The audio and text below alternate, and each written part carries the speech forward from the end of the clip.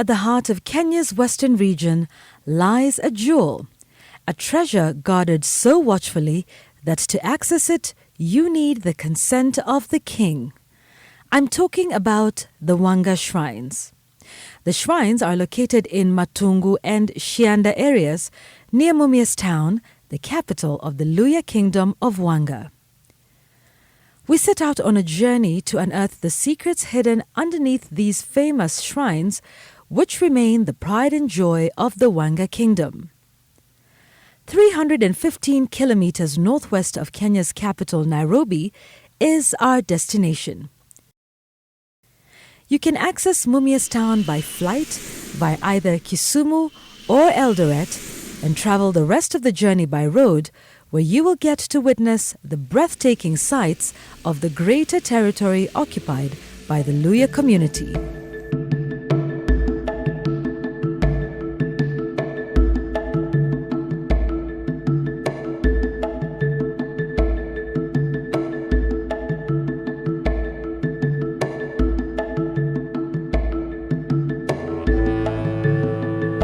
The land is indeed beautiful. The people are friendly and the culture so welcoming.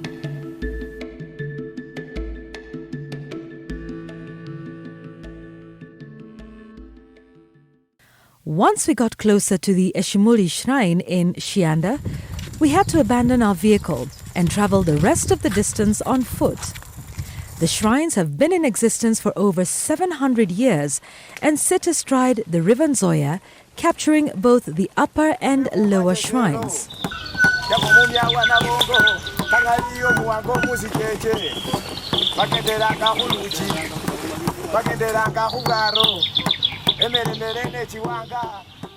This is a holy place, as explains our guide. For centuries, the Wanga people have used this space to lay to rest their fallen kings, and for anyone to tread on it, a cleansing ceremony is a must.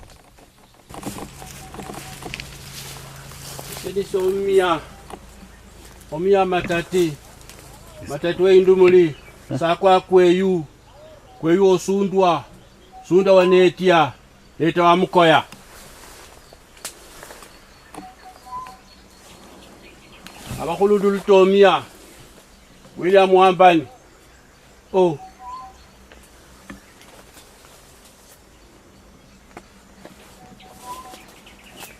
omukhulundu orata wangatia mulimuno bana bana bakhetsa khumulala khuwo balinde likhwaldi lyosi libita ifukhula abawanga bashitsetse kholi inzokha yerini khwaburungu emukongota nabana bana betsa khumulala khuwo ngale mulano muri ikutale nediyenyi. Eager to find out what lies in the thick forested Eshimuli shrines, we readily chew on the sacred leaves and gladly gobble down the special concoction served in a distinctive calabash. But even then, we are not allowed to go beyond a certain point. Our crew is forced to use a drone to film the spectacular location from a safe distance.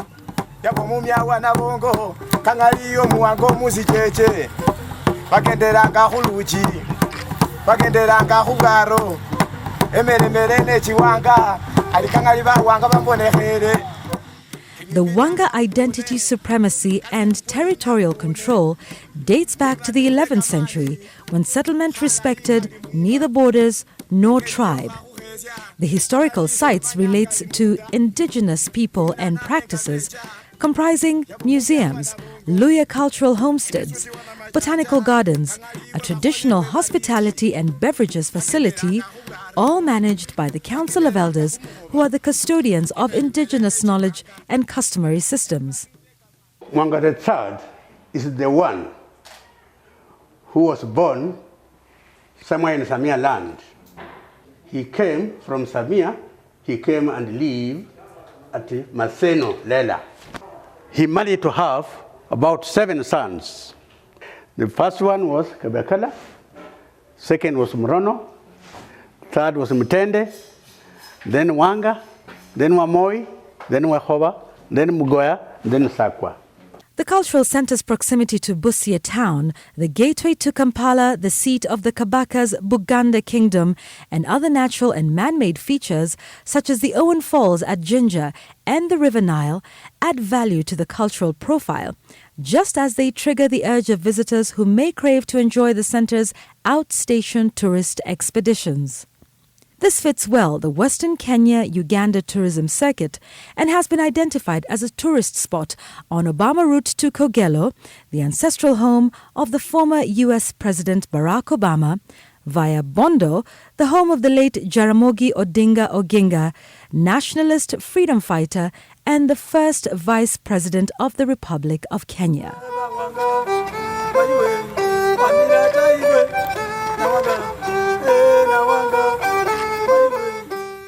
Unable to explore the astounding secrets covered beneath these shrines, we settle for the opportunity to sample the local cuisine.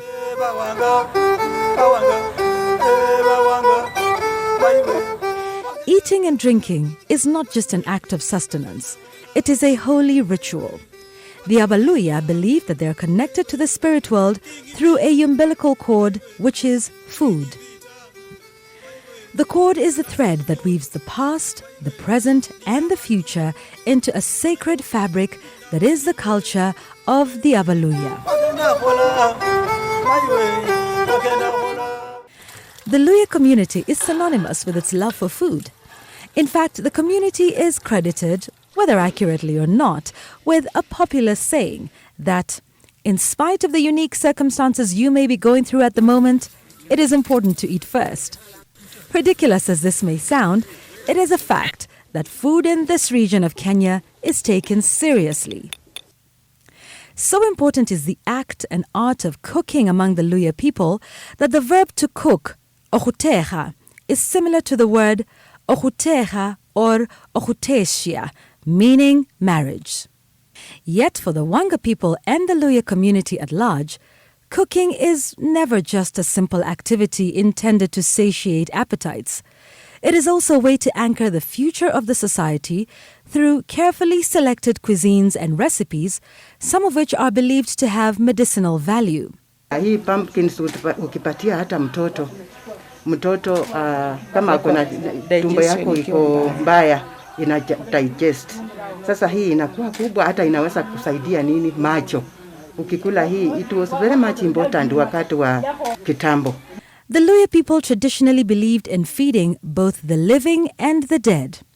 In other words, food serves as a strategic link between the past, present, and future. Here, we were experiencing not just the oldest and only kingdom in Kenya, but also quite literally sampling a feast meant for the kings. Chakula chetu kiko tayari. Na hapa tuna vyakula tofauti vyote ambavyo tumevipata kutoka tu kwa mashamba yetu hapa. Hapa na malasiri. Damu. Hii damu ni kupika kwa moto. Baada ya kufinya kidogo kuweka kwa moto yenyewe itajiganda hivyo. Over 20 types of vegetables were eaten and are still consumed by the Luhya people. About a dozen are cultivated, while the rest are picked from the immediate environment where they grow on their own.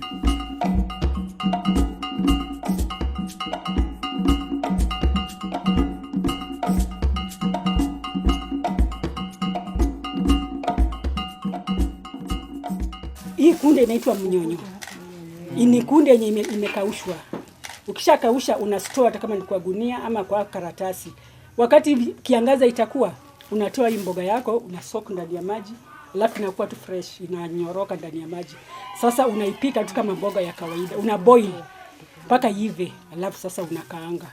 Vegetable preparation undertaken in a traditional order is part of the envisaged quality food security continuum.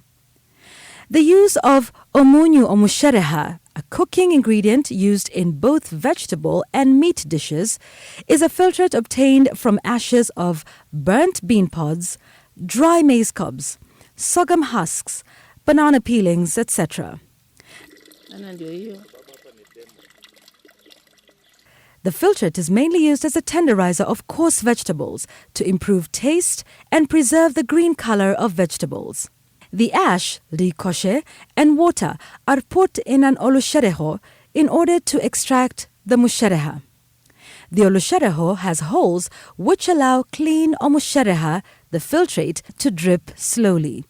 Leo ni siku yetu ambayo tunataka tujifunze vile ule utamaduni, vile watu walikuwa tunakula vitu zamani. Sasa hii vitu ambayo tumekuja nayo tunaanza kupika kula hii tunakaanga. Sasa hii vitu imetuletea maradhi mbalimbali. Naona mara ugonjwa unatokea hapa, mara hii inatokea hapa. Watu ni wadhaifu, watu hawana hata nguvu. The filtrate is rich in potassium salt and is effective in softening the vegetables. The current use of iodized salt has occasioned health issues, including the dreaded high blood pressure and other ailments. These traditional vegetables form an integral part of the special menu in hotels within the western region of Kenya and its environs. They are richly nutritious and, as already stated, medicinal in nature. The main vegetables of the Luhya community are Lihubi, Vigna unguiculata or cowpeas, Di sebebe, pumpkin, Emiro, Crotalaria species, Omurere, Kokora species, Tsisaka, Livokoyi, Amaranthus blitum, Kanzira, Amaranthus species, Lisutsa, Lipoka or bean leaves, Inderema, Bacella alba, Tsimboka, Amaranthus species, Linyolo, Camelina species, and Lihubaika, Vigna membranacea. The hot but hard flour paste made out of ground dry maize, cassava, millet or sorghum, currently milled, and hot water, called ugali in Kiswahili, and obosuma, African bread, in the Luhya dialect, is the most popular source of carbohydrate. It is believed that a strong man must prefer and consume enough obosuma above all dishes. The Wanga Kingdom, their main food was ugali, usually known as imere.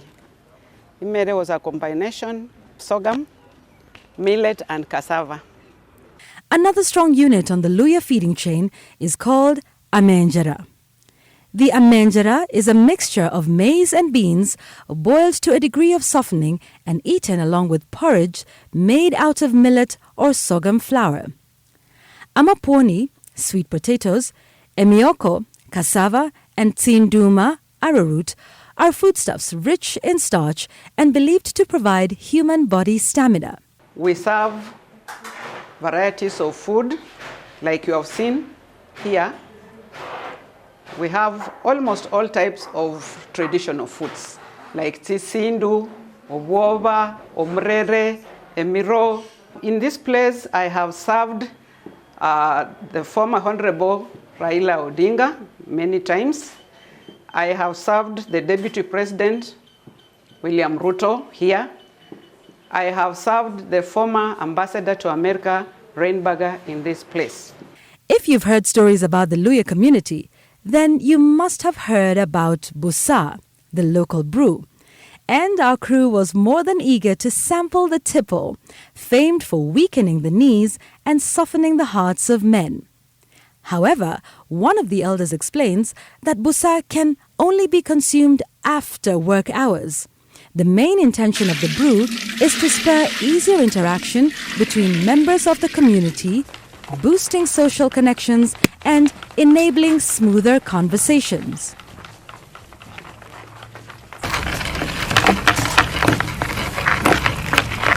Watu wanakuja kunywa hapa na tunatengeza pombe mara pili. Kuna ile ya kwete. Kwete ni pombe ambayo inatengezwa na mahindi peke yake. Alafu tuna busa. Busa inatengezwa na mahindi wakichanganya na wimbi. Hii tulirithi kutoka kwa mababu zetu. Sasa sisi tunafanya vile vitu mababu zetu walikuwa wanafanya. Sasa tunahimiza tu kwa utamaduni wetu tusipoteze hii mila. Okay, we'll stay away from the alcohol for now. Back to the food. This family serves muranda, ishiango, one of the popular delicacies available in this part of Kenya. But no meal is ever complete without the staple obusuma, cornbread, commonly known as ugali. Obusuma is served alongside vegetables such as risutsa, tsisaka, and muranda or ingoho. It is what unites man and woman, and failure by any family to serve a good meal of obusuma is directly equated to failure by the man of the house.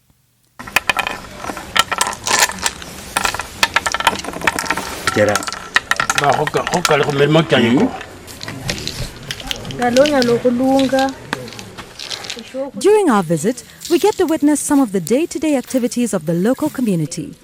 Here, we encounter these girls eager to display their prowess at playing amakora. We also meet the village potters, for the pots make an integral part of the Luhya food story. We later head to the giant tree in Kakamega Forest to meet a herbalist, Daktari Pete, and son, who take us to the famous Omukabakaba, the tree that gives. He explains that politicians come to this tree every election year, seeking powers to attract voters and wealth. Mukabakaba ni ya kukawa mali muti. Walikuwa wanakuja na kiti ya mikuta 3. Wanamkalisha kwa hiyo kiti na hii nini? Hii mkuki. Na hiyo kiti haikuwa anachongwa na kila mtu. Tulikuwa na mtu special mwenye alikuwa anachonga hiyo kiti. In our hunt for even juicier stories, we get to learn of the very interesting but elusive Ihondolo, man of Shinyalu. He owns a special factory, but to film it, we have to go through a trusted friend of his. After a series of unanswered phone calls to our lead, we finally get a breakthrough and make it to the factory. And voila! This man has a way with his hands as he carves out various objects from wood and creates the famous isukuti drum. Kwa kazi yangu hii nimeipenda sana. Ile kitu ya kwanza kutengeneza ilikuwa mwiko. Hiyo ndio ilifanya hata nikajenga hii nyumba kwa uwezo wangu hiyo. Mara ya pili nikaona kwamba kitengeneza hii kitu inaitwa isukuti itakuwa vizuri. Nikaanza kutengeneza isukuti. Na ninaona inanipeleka vizuri kwa sababu ndio inanilisha. We also got to visit the famous Crying Stone, located a few kilometers from Kakamega town. According to our tour guide, legend has it that the stone cries because of some ancient war that took place between neighboring communities here.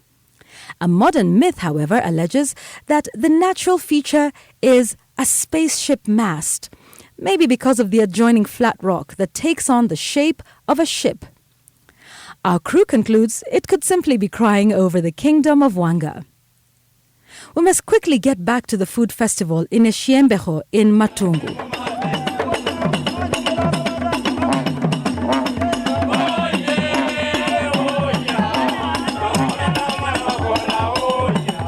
This one is not a personal effort, it is a collective responsibility. Whether you talk of the museum, whether you talk of the shrine at the other side in terms of development, your contributions are quite ideal. And they should not just be here in say, they should be quite practical.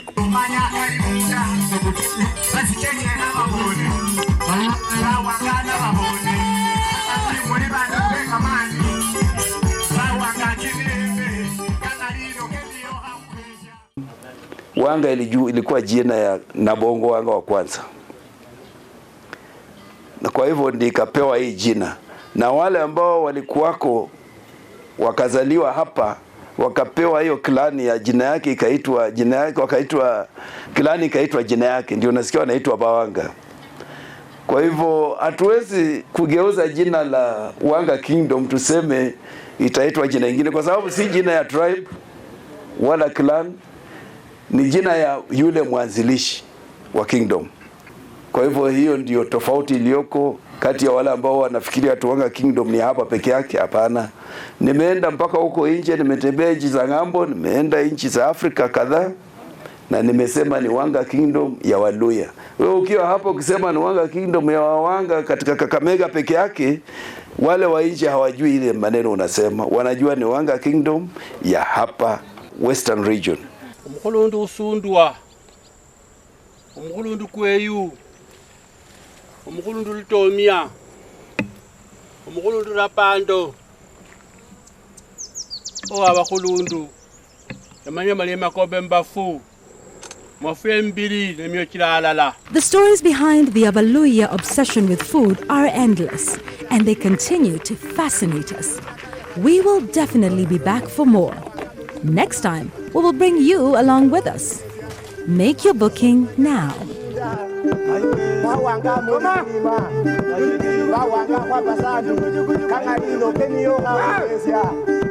Somanya kalimunda Fredi kimirembe Ndechemani kimirembe Kangani n'abahezya Bawanga n'abahezya Ane bawanga mwamatai Bawanga muri mlima Nebalia Aimuro Echeno meho Aimuro galemai Enya balebe Aimuro Henda ya bawanga Aimuro galemai Bawanga basijeje Kangani watendela huluchi Aimuro galemai Wabugira humuruke Kangani wabugira humugoba Aimuro galemai Yepita kimirembe Ewe kureti na kuhesha Aimuro galemai Ekureti kimirembe Kangani kikitiza kimirembe Aimuro galemai Ya hamo sundwa Ewe osundwa kimirembe Aimuro galemai Silibi osundwa Ewe kureti usundwa Aimuro galemai